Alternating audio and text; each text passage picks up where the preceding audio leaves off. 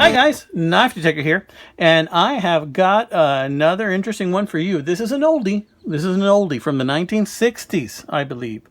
This is a Colonial Hobo knife.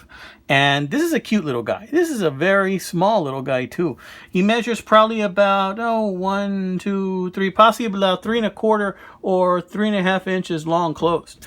And this is a useful little guy to have, especially nowadays. You know, back in the day, people would go camping with their families, and they used to have some type of multi-tool similar to this, or they used to just take knives and forks and spoons to use. Because when you're camping, if you're not close to a store and you're out there in the woods and you don't have a knife, a fork, or a spoon, all you have is a knife, then you're going to have to carve yourself one. If you don't have a spoon, you're going to have to carve yourself one.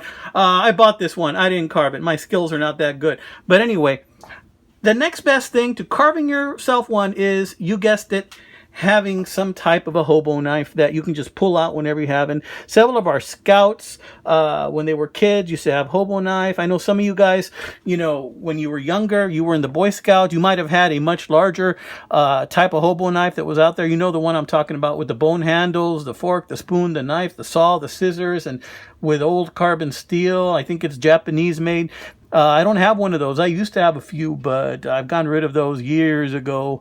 But this little guy, I believe, is made with stainless steel. Yeah, stainless steel. This is a Colonial, and it's got a spoon, it's got a knife, it's got a can opener, it's got a little fork, and it's made by Colonial. It's got these plastic handles, and behind every utensil, it says Colonial Stainless. Colonial, Providence, USA.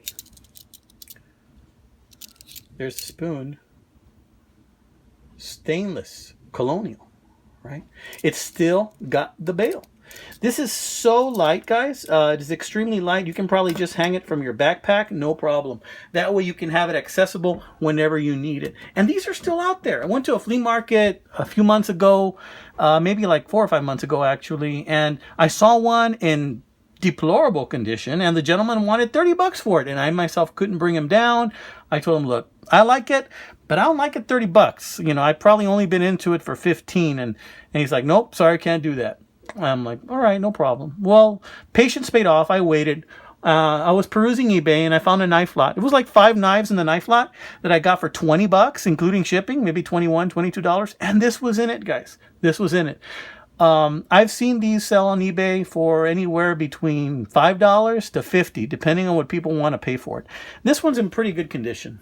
And you can see the bolsters on this side are very nice. There's a little bit of corrosion on this bolster, probably because it was being in a drawer, or it was in a metal base for a while, and it was just sitting for a long period of time. I imagine it, somebody's tackle box or something, and that side is a little bit corroded, but the rest of it is in great shape.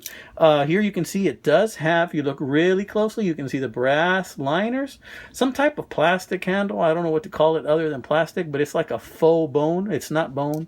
It's a good looking little knife. It's from the 60s. Thing is, it's one of those things where if you need it and you don't have it, then you're in a pickle. But if you have it and you don't need it, well, then you're blessed, because that means that you have a way to eat your soup and eat your meat and cut your meat.